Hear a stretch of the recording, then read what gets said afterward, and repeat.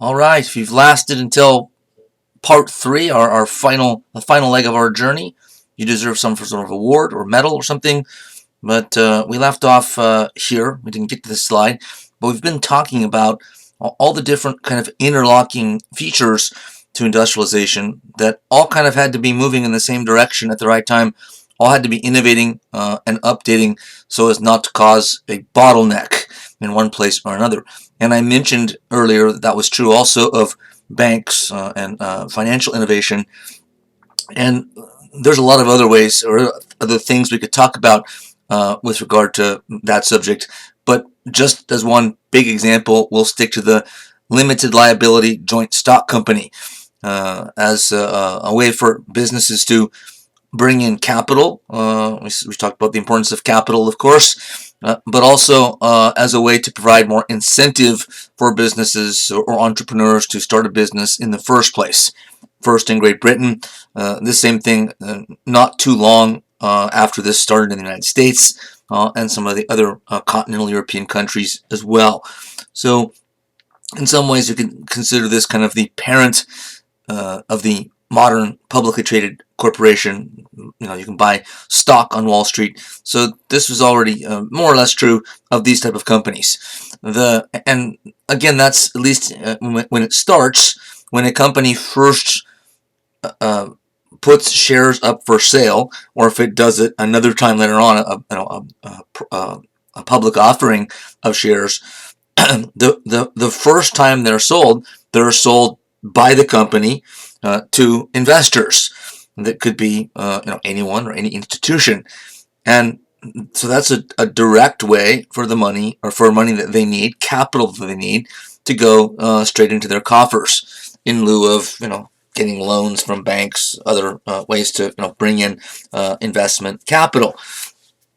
But the other purpose of this, as I said, is to stimulate a willingness to take risks and to stimulate economic growth by getting people to invest or to start companies, put entrepreneurial ideas into practice. This is where the limited liability part comes in. In the early years of corporations in both Europe and the United States, companies were limited by law in very constrictive ways. So we're not used to this today. It'll sound strange. But for instance, corporations at first weren't necessarily in business for perpetuity. They got a charter from the government. In the United States, it came through a state government. It still does, one of the states. But the usually would have a limit to it. So you can do business, building bridges through a construction firm for 10 or 15 years because you have so many bridges you're already contracted to build, and then your company is dissolved. There were limits on what you could do. If you got a charter from a state, or in this case, from the British government in England, to build bridges, you couldn't diversify and do other things. You couldn't start making and selling diapers or something. So your charter said you have 15 years and you build bridges, and that's all you could do. One of the crucial features of the pre-limited liability era of corporate activity is that if you owned a company or a stockholder, one of the major owners, investors, anything that went wrong that you got sued for, let's say you're building bridges. You're one of the owners, your company, one of your engineers accidentally makes a mistake, accidentally floods a nearby farmer's farmland, about 100 acres, and he takes you to court and sues the company for $5 million. If you're one of the owners, or say the outright only owner, your personal assets are liable to be taken if he wins the lawsuit.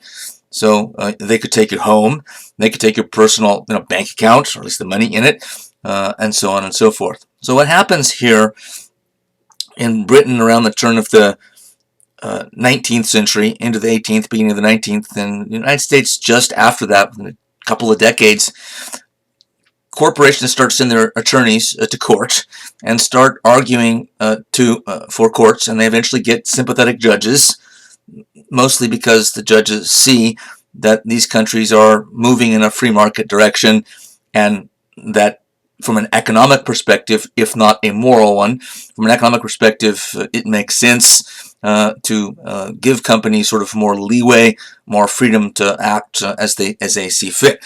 So it's partly the mindset and the value system behind capitalism that's driving courts to side with corporate interests and not necessarily consumer or the public interest. So they start winning these cases, and over time, corporations no longer have limits on how long they can be in operation, which of course is true around the world today. General Electric, might outlive all of us. It doesn't have a lifespan per se. Now companies can diversify, and General Electric is a good example of it. They make everything. We think of them as a company that makes light bulbs, but they make jet engines. They've been invested in nuclear energy, nuclear power for a long time. It's a gigantic company that sort of has multifarious investments and makes many a great variety of products. So that's now because of the corporations sending their high-powered wealthy lawyers to court, they're getting these restrictions. The limited liability is becoming more and more of a reality. Right? They used to be kind of full liability, and again, the big one that they get changed is the ability for somebody suing them to go after their own personal assets and money. So limited liability, once it went through, became national in one country after another.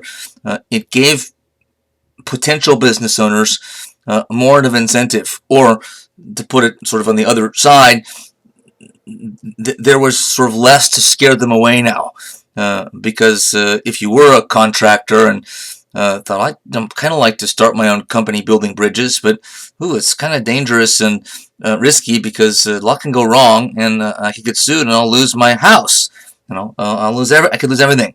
But now, from this point forward, when there's limited liability, there are, of course, always risks in business, but they can't come after owners, shareholders' personal property.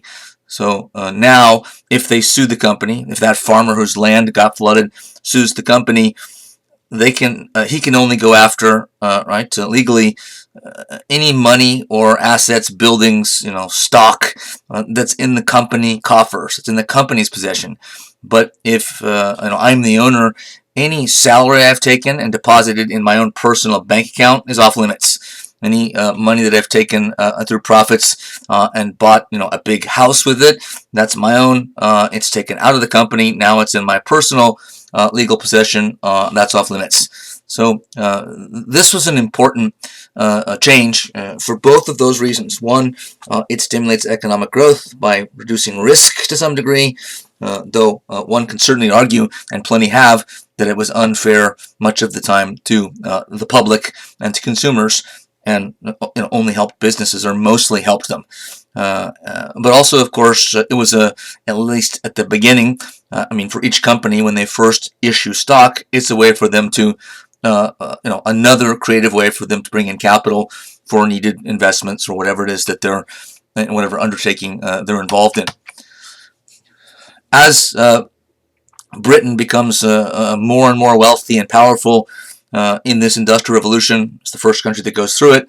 They already had a lead basically on the rest of Europe, economically and otherwise, and now they extend that lead until other countries start to eventually catch up economically, which doesn't take that long, a number of decades. But two big banks stand out. There are, of course, others, but the Baring Brothers Bank, Alexander Baring, you see on the right, but his brothers involved as well. This is a gigantic operation.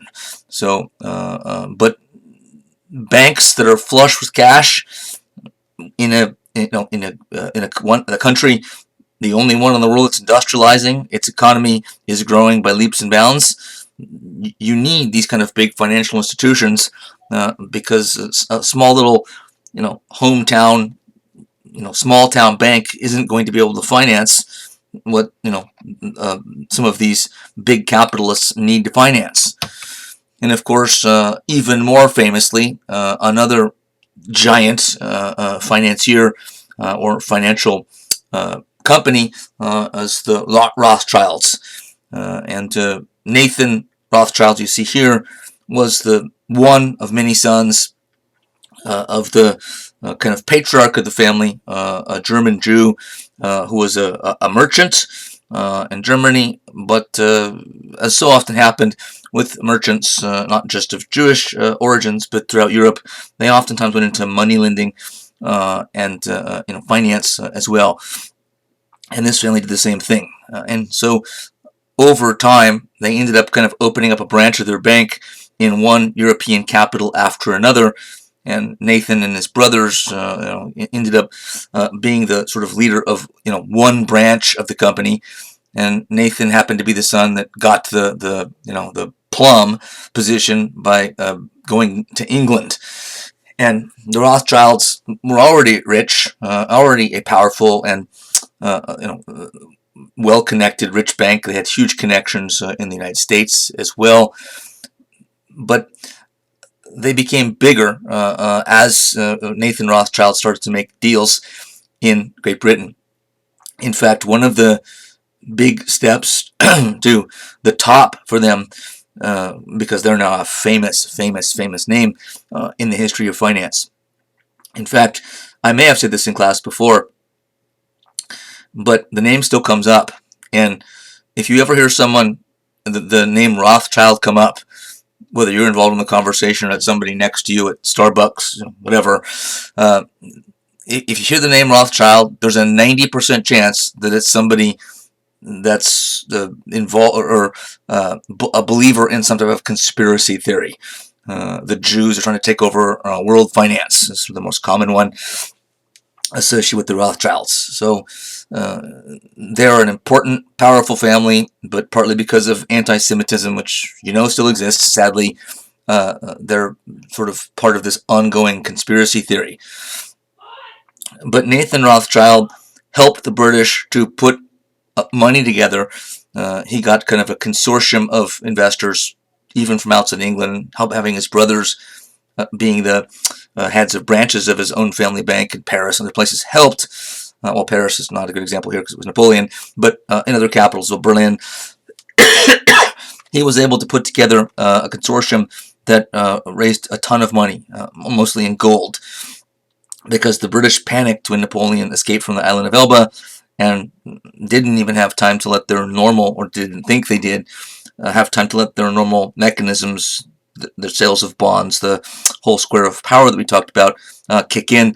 So Nathan Rothschild got them this huge pile of gold, and we know Napoleon only lasted for 100 days, roughly speaking, before finally being defeated at Waterloo.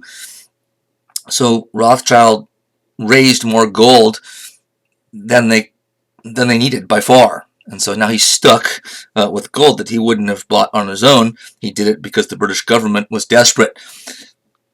So what he decided to do, against the wishes of his brothers and other family members, are part of the company family business as well, was to just take all the gold that was left over, which was a lot, and plow it into the British stock market. He figured, correctly as it turned out, that the markets were going to love the fact that the Napoleonic Wars were finally over after 10 plus years of instability. Financial markets do not like instability, so he just figured there's going to be such a euphoria that that there's a certain amount of stability in Europe again, that people are going to clamor for gold.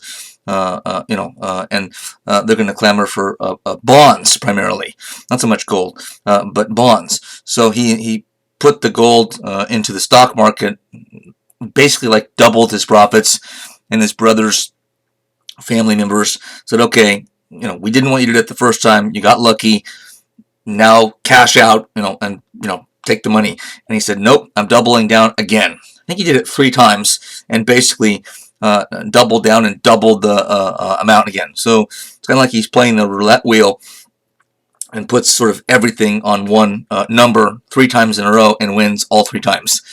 And this is one of the things that took the Rothschilds from being a wealthy bank to being kind of the number one bank in the world, really.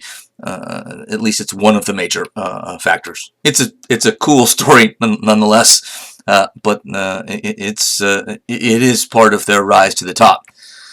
But again, the main point is that these type of big financial houses were necessary in an economy, right, as big as Great Britain's at the time, the only industrial economy in the world.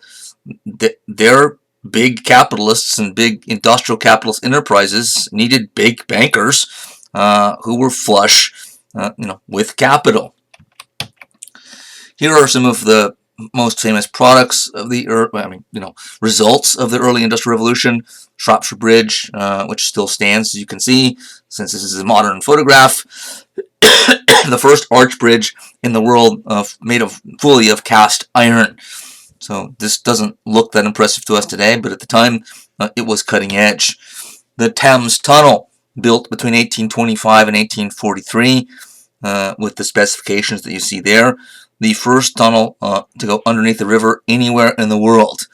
So this is a good example of how the lead in the Industrial Revolution, being the leading economy in the world, at the time being the most high-tech economy in the world, leads to these kind of milestones. Nobody else could build a tunnel underneath the river. Now it's commonplace, but it wasn't then. And in fact, when I first learned this, I was surprised, because if you'd had asked me before, when was the first tunnel? I might have guessed it was the British that did it, maybe the United States, but I would have guessed around the turn of the 20th century. So I would have been off by over 50 years. It happened much earlier than I would have ever thought possible. But this just gives you a sense of what the British are able to do at this point that other countries are still dreaming about doing. Another great example of this, right at around mid-century, 1851, is the Crystal Palace, which you see more impressively as a photograph on the right, less impressively in a painting on the left. The painting looks like a mall today. So the photograph gives you the scale by being, again, a photograph and being drawn out away from the structure. But the Crystal Palace was this huge glass building built just for the Great Exhibition, which was the World's Fair for 1851. And what are World's Fairs for? This always, I think, stymies people somewhat. We know they always have entertainments, and now they have rides and all kinds of fun things to do for kids and everybody else. And they do have that, and they did have entertainment then as well. But the main purpose of these things is for the country that's putting on the fair or the event to kind of show off their technology. So here in this case, engines, dynamos, and steam engines, these kind of things, and it's in kind of a way to intimidate as well. At least that's the goal. It's like everybody, the world is supposed to gawk at what your country can do, on what they can build. Even the Crystal Palace. Wow, look at this building. Do you guys have anything like this in Spain or Italy or wherever else? We didn't think so. So it's a way to kind of try to overawe other countries with the technology, with your know-how, with your scientific capability, etc. So this, again, the size of the building, you can sort of look up for yourself. But right around mid-century, to have a great exhibition there is sort of a classic symbol of Britain at the height of its power in militarily, economically, politically, diplomatically, its widespread empire, and its confidence in itself, its confidence in reason and science, its own industrial growing economy. So the Great Exhibition is a great symbol, and the British were sort of at the peak of their power. They're not quite ready to decline yet. It's not as soon as this is over that the British start to lose relative position to the Americans and the Japanese and the Germans, who start catching up around the turn of the 20th century.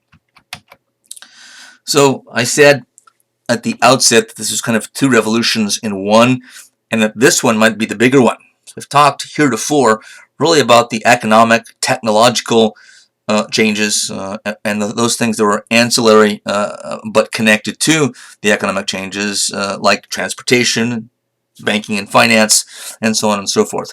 But the second revolution were all of the social and cultural transformations that took place. And remember, I said everything changed. And we'll see. I'm not going to even have time to touch on but a fraction of things that changed. But we'll see, even from this quick glance, that what I said is true. One professor says in his book that this brought a new sense, the Industrial Revolution, a new sense of progress that replaced an older, effete reverence for authority. This intoxicating sense of freedom touched all domains. So it changed values and ways of thinking. Industrial capitalism then, like some other forces in European society that we've been talking about and kind of tracking through the centuries, is yet another way in which old traditional ideas and values and institutions are being chipped away at and worn down over time. Changes in the social structure. This is one of the biggest. Basically, there's two new classes born here: the bourgeoisie and the proletariat, as Karl Marx would label them after the fact here. But not that there weren't capitalists before, but capitalists are kind of a distinct class, really, for the first time after Britain starts to go through the Industrial Revolution. Industrial workers really became a distinct class for the first time, the proletariat, after and during the Industrial Revolution, Britain and beyond. Other changes in thinking and values. We started with progress, right, which was already around in the Enlightenment. Remember, the Enlightenment thinkers were kind of the biggest pro-capitalist group, the most noticeably pro-capitalist folks in Europe at the time. So they're sort of already on board with this, those that are still alive. Freedom, particularly economic freedom to do what you want with your property and your money, unhindered as much as possible by the government and by others. An openness to change. And some of these things are in the category of some of the explanations for, that we already talked about too, why it was that Britain took the early lead in the Industrial Revolution, was the first country to go through it. British society did seem to be, its value system, open to change. And this may have had something to do with why Britain first. Democratization, industrial capitalism does tend towards sort of a democratic spirit, works sort of well with democratic institutions, and you see it here. Britain isn't a democracy yet when the Industrial Revolution starts, but it's gradually, however slowly, pretty steadily moving in that direction. Secularization or secularism, which means a growing, a greater move away from the authority of traditional churches. It doesn't necessarily mean lack of religious belief or a drop in religious belief, though that's kind of happening too by this time into the 19th century. But more than that, it means that religious institutions, traditional ones, are having less influence outside of the church. So people still go to the church, and many people are still believers and serious Christians, or whatever their faith is, but the church or churches don't have as much influence on the economy, on social life, on political life as they did in previous centuries. No divine right of kings, for instance. So they're not involved at all in political theory that sort of bolsters or legitimizes a government. The doctrines of self-help, social Darwinism, which isn't on here, we'll get to, and the value of individualism. individual liberty, individual freedom, an individualist outlook, which goes way back in English and British history. John Locke was already really talking about the importance of the individual, that it's the individual, right, is sort of the fundamental unit of analysis to understand how freedom and society are supposed to work. So this is not even the full list, of course, but you can see just from this this slide alone how much is changing in a more modern direction, but is caused by the sweeping nature of the Industrial Revolution. Samuel Smiles wrote a book called Self-Help in 1859, published in 1859. Wasn't the inventor of the idea of self-help, but his book, probably the most noteworthy of the time. And this doctrine fit well with an industrial capitalist system economically as a value system. This affected the United States heavily as well.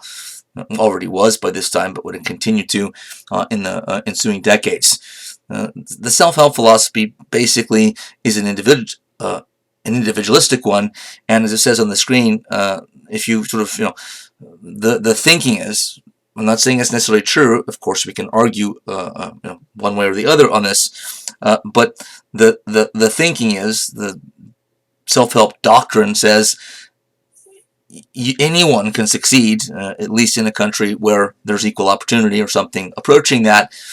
And if you don't succeed, if you don't achieve your dreams and goals economically and otherwise, you have only yourself to blame. Don't blame it on the system, whatever system it is, the capitalist system. Don't blame it on the government. Don't blame it on this. Don't blame it on that.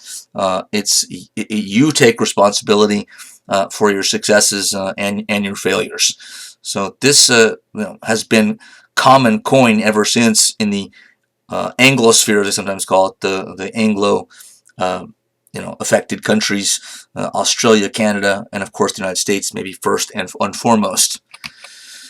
Social Darwinism, in some ways, is kind of a more stringent variant of the self-help doctrine, and Herbert Spencer, self-styled British philosopher you see pictured here, is usually seen as its sort of creator, though I don't know that he ever called himself a social Darwinist and at all, and I don't even know if the term was around right then at that time.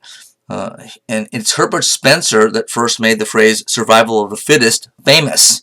Charles Darwin apparently liked the phrase, because in the third edition of Origin of Species, he actually edited and sort of made a few changes, and one of them was he put this, I think he only did put it in there once, but survival of the fittest did go into his book. So he thought enough of the phrase to say, okay, this is a good sort of phrase describing my theory of natural selection. So he put it in there. But truth be told, it's not Darwin's, these aren't Darwin's original words, they're Herbert Spencer's. Social Darwinism, if Spencer even was a social Darwinist, was a way to kind of use evolutionary theory to help explain some of the social, economic, political, competitive forces in the world. You can sort of see it operating sort of in two spheres here. One is in economies, both at the national and international level, and also when it comes to international diplomacy and competition between nations over colonies, war, trade, empire, unit we talked about before. Social Darwinism was seen by those that were its practitioners, like Spencer, as sort of being having a great deal of explanatory power. And how is it related to Darwinism, Darwinian theory? Well, it should first be said that Charles Darwin was not a social Darwinist. He liked the phrase, but Charles Darwin wasn't talking about competition between businessmen, over like a 5-year period or something. If you've studied evolutionary theory, you know that evolutionary theory is usually talked about in chunks of like 10 to 100,000 years. generations of species, not something going on in 1 year, in a decade, 2 decades that has something to do with the economy. So this is an influence of Darwin's work on another field or other fields of study, which I don't think is totally illegitimate. Darwinian theory affected basically every discipline in the sciences, the social sciences, etc. It influenced history, the study of history, that is, my subject, and mostly in a positive way. After Darwin, it became much more prevalent for historians to think in terms of things evolving, societies kind of gradually moving in a certain direction, certain jumps here and there. Darwin and the world didn't know about mutations yet, but that could already be kind of inferred in a sense without knowing it entirely. So people are starting to think in terms of gradual developments and in a certain direction, not that it was destined to go in that direction, over time. And that ends up sort of washing over one field after another, including history. So it's not surprising, and it's not necessarily a bad thing that it affected what you could call social theory, I suppose, here, and philosophy. In Spencer's case, he wrote a book called On the Proper Sphere of Government in 1842, which we'll come back to, and other books as well. So what's the key to social Darwinist thinking? Well, it's kind of a clever argument that the social Darwinists, for lack of a better term, they're labeled that, even though there is some reason to think that there weren't any people that called themselves social Darwinists, including Spencer, as I already said. But it's kind of a clever argument. Not that they were trying to pull the wool over anyone's eyes, but it's still clever in a misleading way. What's being done here, in a sense, is that they're saying that they're making an analogy to nature, animal species, it's competitive survival of the fittest. So it's sort of like they're saying, just like a lion, chases down a gazelle, on the savannah in Africa and kills and eats it, right? Don't get all up in arms about it because it's natural. And so I think nature and natural kind of is the key to understanding social Darwinism. So they're saying, by the same token, Josiah Wedgwood, drives his competitors, to the wall and puts them out of business, makes them go bankrupt because he's such a ruthless competitor. And it's nature, it's natural. Nothing you can do about it. It's the way it is, right? A lion, when we watch those TV shows that shows those kind of awful moments when the lion or whatever it is, the predator, gets its prey in its jaws, and we look away from the TV. Oh, I don't want to see that. But we don't get angry at the lion. We don't say, Mr. Lion, could you kind of stop, chasing and eating those gazelles? It's, kind of unfair. You have an advantage when they're bigger and stronger. Could you become a vegetarian?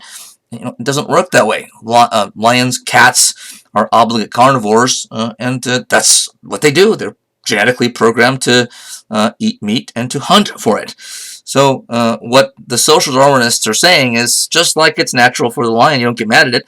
Why get mad at Josiah Wedgwood or John D. Rockefeller in the U.S. driving all his competitors in the oil industry out of business? Nothing you can really do about it, and nothing you should do about it. It's the way it works. So it's clever in that sense. You could also argue, as plenty have, that it's amoral as well. So social Darwinism has always been controversial, and it's pretty hardcore philosophy, because as you might have already guessed, On the Proper Sphere of Government, his contribution to government, Spencer thought that government involvement in the economy to, say, help the poor, which, by the way, there weren't programs around to do it yet, but some of these guys, like Spencer, saw it coming in the future, but they believe something like welfare was out of the question. Why? Because then it's no longer a social Darwinistic survival of the fittest world. The government would be propping up the less fit, who would then mate with other less fit people and have new generations, a younger generation of unfit people that the government has to take care of in that generation as well. right? There's a lot of assumptions being made there that are false, that poor people are inferior, and that even if one generation of a family doesn't have maybe the sharpest tools in the shed, that the next generation will sort of have all people that are average intelligence or less, but so it's pretty hardcore. It's in a sense saying let the unfit, however you define that, who gets to define it is another question, but let the unfit die off and improve the gene pool. Even though they didn't know about genetics yet, they knew that there were hereditary traits that came from something. But it's a hardcore philosophy. Urbanization, we see sprawling cities crop up almost overnight. Manchester being a good example. Birmingham from 73,000 to 250,000 within a 50-year period. So these are kind of like boom towns, except boom towns, boom and then go bust fairly quickly. These didn't go bust. They rose, became big and sprawling, ugly in many ways. Smokestacks, belching smoke. And they became notorious for a very nasty sort of urban style of living, partly because of the pollution. Pollution already was sort of an issue. They didn't know what kind of scientific effects it had, but you didn't have to be a scientist and do studies and experiments in the lab to figure out that this kind of smoke wasn't good for people. When they can smell it and inhale it and cough because of it. And there had, of course, been big cities going all the way back to ancient Rome, and they already had slums and some of the same problems. But there's just a lot more of them now and bigger, and they're adding new problems to it. Chemicals being spilled into rivers, like the Thames in London, the waste of factories, these kind of problems. So all of the problems, or most of the problems with big cities that we see today, not that they're only problems, there's a lot of positives in big cities, of course, but as Perry says, industrial cities expanded rapidly without much planning or much regulation. Little sanitation, no lighting, wretched housing, poor transportation, and little security. The houses were several stories high and built in rows, close to each other. Sometimes the whole family huddled together in one room or even shared a room with another family. Open sewers, polluted rivers, factory smoke, and filthy streets allowed disease to spread easily. That does not sound pleasant, and keep in mind, we started the unit talking about Friedrich Engels' book on the condition of the working class, and he came to much the same conclusion that Perry does here. Perry certainly relied on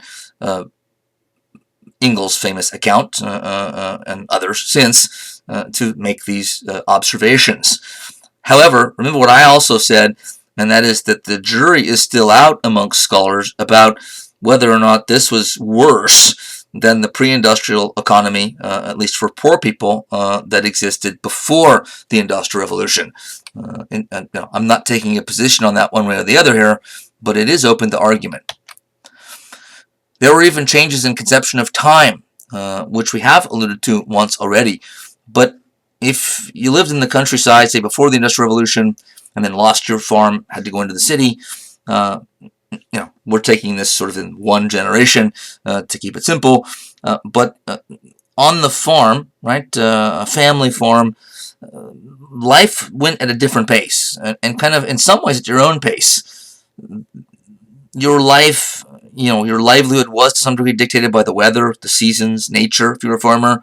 So you can't just, refrain from working at certain times of the year, that are crucial for planting and harvesting, depending on what time of year it is.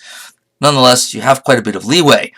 And the pace of life tends to be slower, somewhat more relaxed, at least relative to what happens when you get to the cities. And if you're not the boss, the owner, as most poor farmers weren't, you end up getting a job, and now the pace of life speeds up, dictated by the boss, dictated by the factory whistle.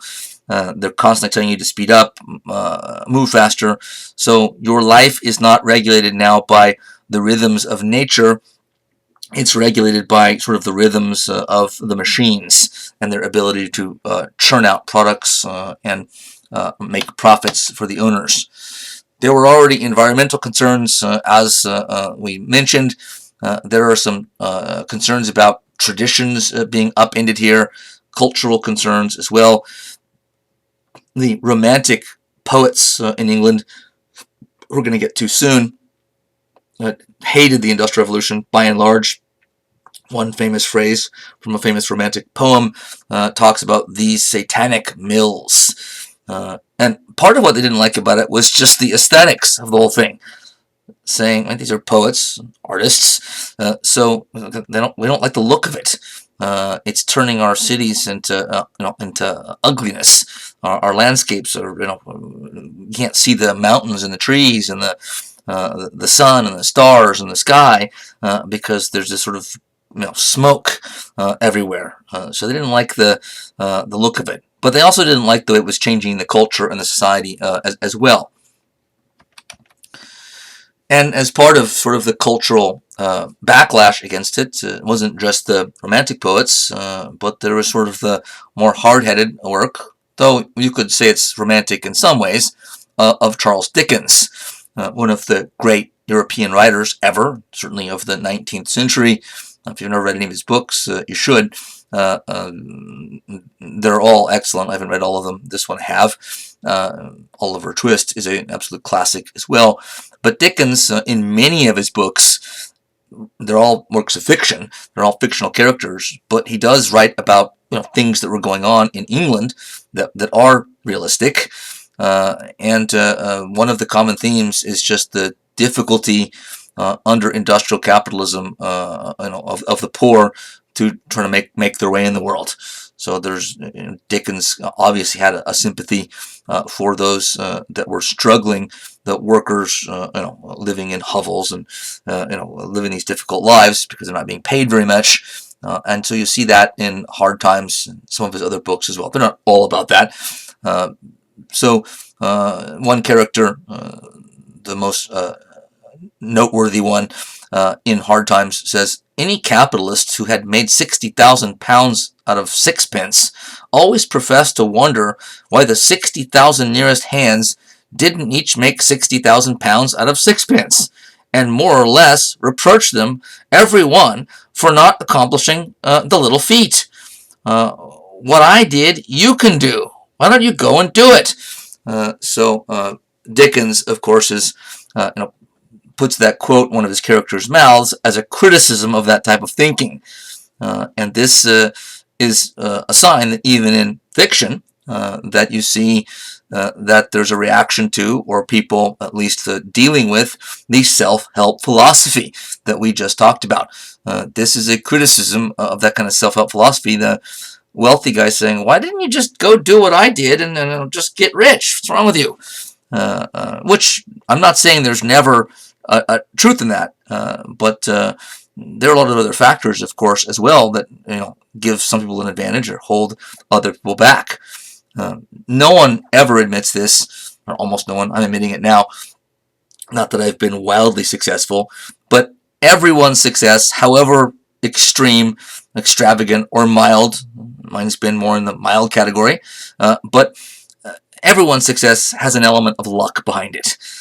So for somebody just to say, well, why don't you just want to get rich like I did? Maybe they just weren't in the right place at the right time like you were. I'm not saying that explains all of it most of the time, if ever. Much of the time there's also other things that include the hard work and the talent and ability of a capitalist or somebody in some other profession or livelihood. But luck is always a factor. But so it shows up in the culture, it shows up in the intellectual products of the time, Dickens being a fantastic example, but there are many others as well. Thank you. We are at an end.